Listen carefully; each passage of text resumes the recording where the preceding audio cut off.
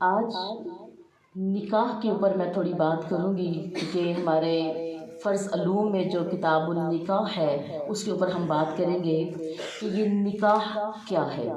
ایمان والیوں، نکاح عربی زبان کا لفظ ہے جس کا مطلب ہے دو چیزوں کا آپس میں اس طرح مل جانا کہ وہ یکجان ہو جائے، وہ یکجان ہو جائیں۔ لغت میں اس کی مثال کچھ یوں ہے کہ جیسے نیند آنکھوں میں جذب ہو کر کیا بن جاتی ہے؟ نیند آنکھوں میں جب جذب ہوتی ہے تو وہ کیا بنتی ہے؟ آنکھ بن جاتی ہے۔ اور بارش کا پانی مٹی میں جذب ہو کر کیا بن جاتا ہے؟ مٹی بن جاتا ہے۔ یوں ایمان والیوں، دو زندگیوں کا آپس میں اس طرح جڑنا اور اس طرح جڑ کے ایک ہو جانا، یہ کیا کہلاتا ہے؟ نکاح۔ یہ کیا کہلاتا ہے؟ نکاح۔ نکاح کی میں آپ کو چند اہم چیزیں بتاؤں گی، اور یہ تقریباً 10 چیزیں ہیں جو میں ازرو قرآن اور ازرو حدیث آپ کے سامنے بیان کروں گی۔ اور یہ نکاح کے کرنے کے جو 10 اہم مقاصد ہیں نا قرآن اور حدیث کی روح سے، وہ میں آپ کو بتاؤں گی۔ پہلی چیز، اللہ کے حکم کی بجا آوری۔ کس طرح؟ سورہ النور میں اللہ سبحانہ و تعالیٰ نے فرمایا، ترجمہ بسم اللہ الرحمن الرحیم، ارشاد خداوندی ہے کہ تم میں سے جن مردوں یا عورتوں کو اس وقت نکاح ہو، تم میں سے جن عورتوں یا مردوں کا اس وقت نکاح نہ ہو ان کا بھی نکاح کرواؤ، اور تمہارے غلاموں اور باندیوں میں سے جو نکاح کے قابل ہوں ان کا بھی۔ یعنی کہ اللہ کا سب سے بڑی بات ہے نکاح کرنا، اللہ کا حکم ہے۔ دوسری چیز جو حدیث سے ہے، اللہ کے نبی صلی اللہ تعالیٰ علیہ وآلہ وسلم نے ارشاد فرمایا، النکاح من سنتی، نکاح میری سنت اور طریقہ ہے۔ تیسری چیز، ایمان کی تکمیل، یعنی نکاح کے جو مقصد ہے نا وہ میں آپ کو بھی بتا رہی ہوں۔ نکاح کرنے کے مقصد، بولو، نکاح کرنے کے مقصد آپ کو بتا رہی ہوں کہ اس سے کیا ملتا ہے۔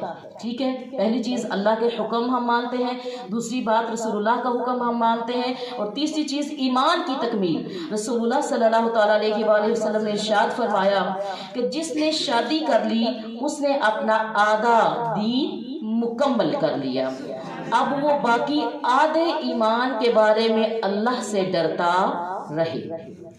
چوتھی چیز، پاک دامنی اور تقوی کا حصول۔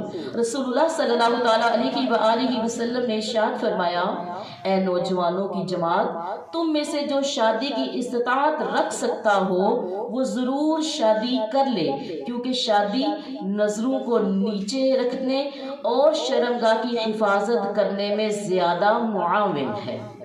پانچویں چیز، نسل انسانی کی حفاظت اور بقا۔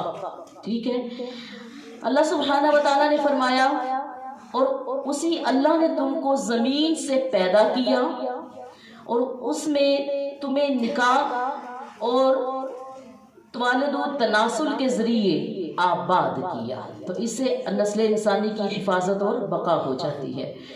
ایمان والیوں، آگے چھٹی چیز، قیامت میں رسول اللہ صلی اللہ تعالیٰ علیہ وآلہ وسلم کی خوشی کا سبب۔ رسول اللہ صلی اللہ تعالیٰ علیہ وآلہ وسلم نے فرمایا، ایسی عورتوں سے شادی کرو جو زیادہ بچے جننے والی، خوب محبت کرنے والی ہوں، یقیناً میں تمہاری کثرت کی وجہ سے دیگر امتوں پر فخر کروں گا۔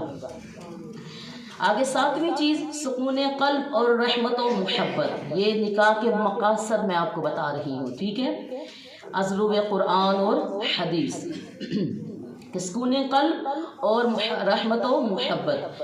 اللہ سبحانہ و تعالیٰ نے سورہ روم میں فرمایا ہے، اور اللہ تعالیٰ کی قدرت کی ایک نشانی یہ ہے کہ اس نے تمہارے لیے تم ہی میں سے تمہاری بیویاں پیدا کی تاکہ تم ان کے پاس جا کر سکون حاصل کرو، اور تمہارے درمیان محبت اور رحمت کے جذبات رکھ دیے۔ آٹھویں چیز، صحت مند معاشرے کا ضامن۔ بر وقت ایمان والیوں، جو نکاح اور شادی کی وجہ سے زوجین بہت سی بیماریوں سے محفوظ رہتے ہیں، ان کی صحت خوشگوار خوشحال رہتی ہے، اور یوں وہ پورے معاشرے کے جو موذی امراض ہوتے ہیں اس سے بچ جاتے ہیں۔ یہ نکاح کی برکت ہے۔ 9ویں چیز، بچوں کے نسب کا تحفظ۔ ایمان والیوں، نکاح کی وجہ سے دنیا میں پیدا ہونے والے بچوں کا نسب محفوظ رہتا ہے۔ بچوں کو باپ کا مضبوط سہارا اور قانونی اور معاشرتی تحفظ حاصل ہوتا ہے۔ دنیا کے جن علاقوں میں نکاح کی بجائے بدکاری ہے وہاں بچوں کا نسب غلط ملت ہو جاتا ہے۔ بچے مجہول النسب ہوتے ہیں اور جن کی دیکھ بھال کرنے والا کوئی بھی میسر نہیں ہوتا، اور نہ انہیں کسی قسم کا معاشرتی تحفظ حاصل ہو سکتا ہے۔ یہ جو زنا سے نکاح کے علاوہ جو بچے پیدا ہوتے ہیں ان کا معاشرے میں کوئی بھی مقام نہیں ہوتا، ایسا ہی ہے نا؟ تو وہ بچے کا نہ کوئی نسب ہوا، نہ اس کا کوئی معاشرتی نہ قانونی کوئی حق ہوا، تو وہ بچہ یوں کہہ لیجئے کہ وہ خجل ہی ہوتا ہے۔ اس وقت میں عورت و مرد کی اپنی تسکین تو پوری ہو گئی، لیکن سزا کس کے لیے زندگی بن گئی؟ اس بچے کے لیے۔ آگے 10ویں بات کیا ہے، یا نکاح کرنے کے جو اہم میں نے 10 مقاصد آپ کو بتائے، اس میں 10واں کیا ہے کہ مرنے کے بعد کام آنے والی اولاد کا حصول۔ اللہ سبحانہ و تعالیٰ کا ایک نظام ہے کہ جب اللہ سبحانہ و تعالیٰ 2 جنس مرد و عورت کو ملاپ کرواتا ہے تو اس میں اللہ تعالیٰ اولاد کی نعمت سے نوازتا ہے۔ اللہ سبحانہ و تعالیٰ تمام بے اولادوں کو نیک اور صالح ان جوڑوں کو اولاد عطا فرمائے۔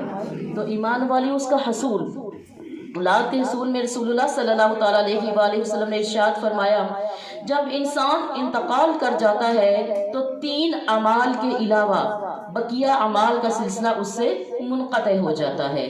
وہ 3 اعمال یہ ہیں، پہلی چیز صدقہ جاریہ، یعنی اس نے کسی مدرسے میں، کسی جامعہ میں یا کہیں پر کوئی کنواں پانی کا انتظام کروا دیا، کسی جامعہ کی ہیلپ کر دی، کسی مسجد میں ہیلپ کر دی، تو یہ اس کے لیے ایک صدقہ جاریہ بن جاتا ہے۔ یہ ایسی کتابیں اس نے لکھی کہ جس سے لوگ معاشرے میں پڑھ کر ایک مقام حاصل کریں توحید اور رسالت اور زندگی کو بہتر سنوار سکے، تو یہ صدقہ جاریہ ہے۔ پھر وہ علم جس سے نفع اٹھایا جائے۔ دیکھیں یہاں پر بھی حال یہ نہیں کہا کہ وہ علم جس کی ڈگریاں بڑی ہوں۔ اگر آپ ڈاکٹر ہو، اگر آپ وکیل ہو، انجینئر ہو، اگر آپ کسی بھی شعبے سے ہو، تو آپ کا علم اگر نافع نہیں ہے وہ دنیا میں تو شاید آپ کو کوئی فائدہ پہنچا دے، ٹگوں کا، پیسوں کا، لوگ آپ کی عزت کر لیں، جی یہ کالے کوٹ والے ہیں، یہ چٹے کوٹ والے ہیں، یہ جی انجینئر ہیں۔ علم وہ جو نفع دے، کب؟ آپ کے مرنے کے بعد اس کا نفع جاری رہے، اور وہ ایک علم ہے۔ کسی بھی فیلڈ میں جائیں، جس نے شریعت کے علم کو اپنے ساتھ رکھا، ڈاکٹر ہے اگر اس کے اندر رحم دلی نہیں ہے، وہ ایک قصائی ہے، تو ایمان والیوں کے اس کی ڈگریوں کی پوچھ نہیں ہوگی، کیونکہ اللہ کو تو ضرورت نہیں تھی۔ اور اگر ایک وکیل ہے اور وہ لوگوں کو حق انصاف نہیں دے رہا ہے تو کیا اس سے پوچھ نہیں ہوگی؟ ہاں، یوں اور بھی جو شعبہ جات ہیں۔ تو جب انسان شریعت کی ڈگری پکڑ لیتا ہے نا، پھر وہ ڈاکٹر ہے، وکیل ہے، انجینئر ہے، استاد ہے، طالب علم ہے، کوئی بھی ہے، اس کی تمام ڈگریوں میں برکت آ جاتی ہے، کیونکہ وہ علم نفع بن جاتا ہے۔ پھر اس کے اندر رحم دلی آتی ہے، اس کے اندر انصاف کا جذبہ آتا ہے، حق کا جذبہ آتا ہے۔ جب وہ کس کا پلہ پکڑ لیتا ہے؟ شریعت کے علم کا، علم نافع کا، قرآن اور حدیث کا۔ تو ایمان والیوں، دوسری چیز کیا میں نے بتائی آپ کو حدیث کی روح سے؟ وہ علم جس کا نفع اٹھایا جائے۔ اور تیسری چیز کیا ہے؟ نیک اولاد جو اس کے پیچھے سے اس کے لیے دعا کرتی ہے۔ یہ ہے نکاح کے مقاصد۔ ایمان والیوں، جب آپ رشتے کے لیے، اپنے بیٹوں کے رشتوں کے لیے کرتے ہیں نا، انتخاب کرنا چاہتے ہیں، تو ترجیح حدیث کے مطابق کرنی ہے، دنیا کے مطابق نہیں کہ فرش پکے ہیں، ٹائلیں لگی ہوئی ہیں، کیا آپ کا بیٹا کماتا ہے، جہیز میں کیا دو گے، ہمارے اتنا خاندان ہے اس کو اچھا سے راضی کرو گے۔ یہ تمام چیزیں دنیاوی ہیں۔ ہمارے بیٹے کو کیا بائک دو گے جہیز میں، موٹر سائیکل دو گے، کار دو گے، پلاٹ لگاؤ گے، آپ بھینسوں والے ہو تو کتنی بھینسیں ساتھ اپنی بیٹی کو دو گے، ہاں ہمارے بیٹوں کو سونے پہناؤ گے۔ یہ تمام چیزیں ہماری ہیں، یہ تمام چیزیں ہماری بنائی ہوئی ہیں۔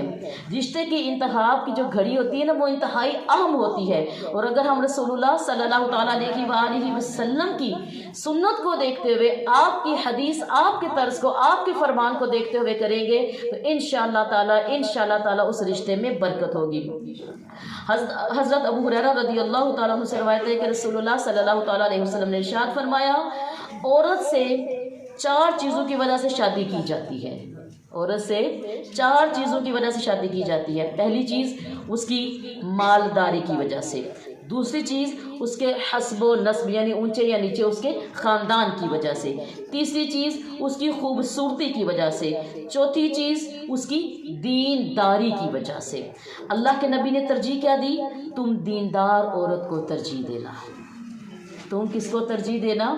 دیندار عورت کو ترجیح دینا، تو کامیابی حاصل کرو گے، اور اگر تم نے دیندار کو ترجیح نہ دی تو پھر خیر و بھلائی سے محروم رہ جاؤ گے۔ ایمان والیوں، یاد رکھو، ہم آج یہ کچھ بیہودہ اور غیر اسلامی رسومات شریعت سے بالا کر کے نکاح کو مشکل بنا رہے ہیں۔ اس کو نکاح کو مشکل بنا رہے ہیں۔ اور یہ جو میں نے آپ کو انتخاب کا بتایا نا، کہ انتخاب کرتے ہوئے ان چیزوں کو دیکھتے ہوئے آپ نے کس چیز کو دیکھنا ہے؟ دینداری کو۔ یہاں پر آپ کو بہو کیسے چاہیے جی؟ میری بہو وکیل ہو۔ کیسی چاہیے جی؟ میری بہو ڈاکٹر ہو۔ ترجیح یہ چیزیں نہیں ہے۔ ہاں، کوئی وکیل ہو، ڈاکٹر ہو، انجینئر، کچھ بھی ہو، اگر اس کے پاس نماز پڑھنے کی تربیت نہیں ہے، اگر اسے قرآن سمجھنے کھولنے کی تربیت نہیں ہے، تو آپ کو کیا فائدہ ہوگا؟ آپ مسلمان سوچ سے ایک چیز کو سوچئے کہ آپ کے گھر میں وہ رحمتیں، وہ برکتیں آئیں گی؟ ہم دنیاوی سٹیٹس کو دیکھتے ہیں اور پھر بعد میں ذلیل بھی ہوتے ہیں، ایسا ہی ہے نا؟ تو اس لیے کوئی بھی چیز انتخاب کرتے ہوئے اس کو پہلے اگر شریعت سے ہم نے تربیت لے لینا تو یقین جانیے ہمیں بہت زیادہ آسانی ہو جائے۔ میں نے پہلے بھی کہا، کسی ڈگری، کسی شعبے سے مجھے کوئی مسئلہ نہیں ہے، کیونکہ الحمدللہ ہمارے گھر میں خود یہ تمام شعبے موجود ہیں، لیکن صرف مراد اتنی ہے کہ اس میں جب تک دین کی شریعت کا امتزاج نہیں ہوگا نا، دین اور دنیا کی تعلیم کا، تو پھر ایمان والیوں خالی دین کی ڈگریوں کو تو ہم کبھی بھی اوپر نہیں کہیں گے نا، خالی دنیا کی ڈگری کو ہم تو کبھی اوپر نہیں کہیں گے۔ ہم تو جس ڈگری کو کہتے ہیں وہ دین کی ڈگری ہے۔ جب دین کی ڈگری ہو پھر آپ چاہے جو مرضی شعبہ ہو، ڈاکٹر ہو، وکیل ہو، انجینئر ہو، آپ جو بھی ہو، مالدار ہو، آپ چودرانیاں ہو، کچھ بھی ہو، اس میں برکت ہے۔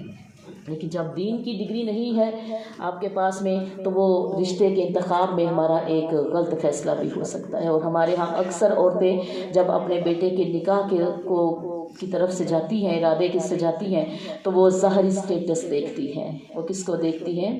ظاہری سٹیٹس کو دیکھتی ہیں۔ یاد رکھیں، حلال کمانے والا دماغ ڈھونڈو تو وہ حلال کمائے، اس میں یہ دیکھو وہ رزق کمائے تو حلال کمائے، نماز روزے کا پابند ہونا چاہیے۔ یہ زندگی میں بہت سی چیزیں میٹر کرتی ہیں۔ باقی اللہ سبحانہ و تعالیٰ سے دعا کرتی ہوں کہ اللہ تعالیٰ سب کی بیٹیوں اور بیٹوں کے اس رمضان المبارک، ان مبارک گھڑیوں کے صدقے بہت زیادہ مبارک کرے۔ اچھے اور دیندار لوگ اللہ تعالیٰ ان کے سامنے اس سے رشتے میں برکت ڈالے۔ اور ایمان والیوں، میں آپ کو یہ بھی بتا دوں کہ یہ جو نکاح کے اوپر اخراجات ہم کرتے ہیں، ہم تو مسلمان ہیں، ہمارا تو پیغام ہے یہی کہ اللہ کے نبی نے بتایا، وہ بھی میں سناتی ہوں۔ امریکہ کی کچھ یونیورسٹی کے پروفیسرز نے تصدیق کی تو انہوں نے ایک تحقیق کے مطابق جو 13 اکتوبر 2014 کو پیش کی گئی، اس کے مطابق جو شادیاں بہت تکلفات سے کی جاتی ہیں، اب یہ امریکہ کا بندہ ہے، ان کی تحقیق ہے۔ ہم تو بات کرتے ہیں تو سمجھ نہیں آتی نا کئی لوگوں کو جب تک وہ اپنا دکھاوے نہ کریں۔ اب یہ وہ لوگ ہیں جن کا اس شریعت سے تعلق نہیں، لیکن وہ ریسرچ کر رہے ہیں کہ اگر ہم اس عمل یعنی نکاح کے عمل کو سادگی سے کرتے ہیں تو کیا ہے، اور اگر ہم اس کو پرتکلف دنیاوی صورت میں کرتے ہیں تو پھر اس کے کیا معاملے ہیں۔ تو انہوں نے کیا تحقیق کی کہ وہ تقریبات جو بہت پرتکلف انداز سے کی جاتی ہیں، ازدواجی زندگی کو خوشگوار بنانے میں کوئی اچھا کردار ادا نہیں کرتی، بلکہ ایسے لوگ ناخوشگوار ازدواجی زندگی گزارتے ہیں اور اچھی زندگی سے محروم ہو جاتے ہیں۔ ایمان والیوں، اب ہمارے نبی صلی اللہ تعالیٰ علیہ وسلم نے کیا فرمایا؟ میں صدقے جاؤں، وہ تو آج اور کچھ سالوں سے تحقیق کر رہے ہیں نا۔ ہمیں تو اللہ کے نبی نے 1400 سال قبل بتا دیا تھا کہ یقیناً سب سے بابرکت نکاح وہ ہے جس میں کم سے کم اخراجات ہوتے ہیں۔ اس میں کوئی امیر غریب کا فرق نہیں ہے کہ جس کے پاس نہیں ہے وہ نہ کرے، جس کے پاس ہے وہ تو کرے۔ بھائی سنت کا طرز ہر کسی کے لیے یکساں ہے۔ تو اللہ تعالیٰ سے دعا کرتی ہوں کہ اللہ سبحانہ و تعالیٰ ہمیں اس طرز میں آسانی پیدا کرنے کی، آسانیاں بانٹنے کی توفیق عطا فرمائے۔ وآخر دعوانا ان الحمد للہ رب العالمین بجا سید المرسلین۔